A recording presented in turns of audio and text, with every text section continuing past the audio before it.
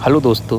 तो स्वागत है आप लोगों का एक और नई वीडियो में। जैसे कि आप लोगों ने मेरा फर्स्ट पार्ट और second part harvesting of wheat देखा ही होगा, जो एक इंट्रोडक्शन वीडियो और एक वीट की हार्वेस्टिंग थी। इस वीडियो में मैं आप लोगों के लिए गेहूं की यानी वीट की मड़ाई दिखाएंगे, जिसमें भूसा जो रॉ मटेरियल होता है उससे भूसा और जो वीट होता है जो कनक यानी कि गेहूँ वो अलग कैसे निकलता है। इसमें इसका पूरा प्रोसेस आप लोगों को मैं दिखाऊँगा।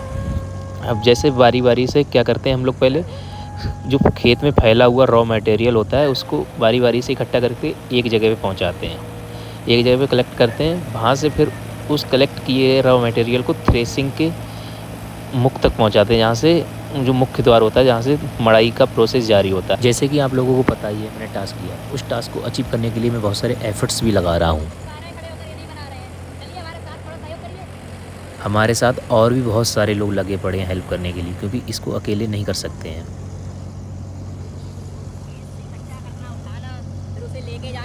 बहुत सारे एफर्ट्स लगते हैं। इस काम को करने के लिए वाकई बहुत ज़्यादा मेहनत की ज़रूरत पड़ती है, इसको अकेला कोई कर ही नहीं सकता है। देन मढ़ाई के कार्य को करने के लिए कम से कम 5 व्यक्ति का होना बहुत ज़रूरी है, क्योंकि एक व्यक्ति थ्रेसर पे खड़ा रहता है जो रॉ मटेरियल को उठा के थ्रेसर के अंदर भेजता है, जो थ्रेसर के बिलोटों के द्वारा छोटे छोटे पार्टिकल में डिवाइड हो जाता है, जिससे वीट जो होता है जाली से छनकर नीचे चला जाता है, और जो एक्स्ट्रा यानी भूसा बनता है वो फैन के द्वारा उड़कर बाहर चला जाता है। जो एक्स्ट्रा होता है भूसा, उसमें 10% मॉइस्चर नमी होती है और 90% ड्राई मैटर होता है, यानी कि पूरा ड्राई मैटर होता है।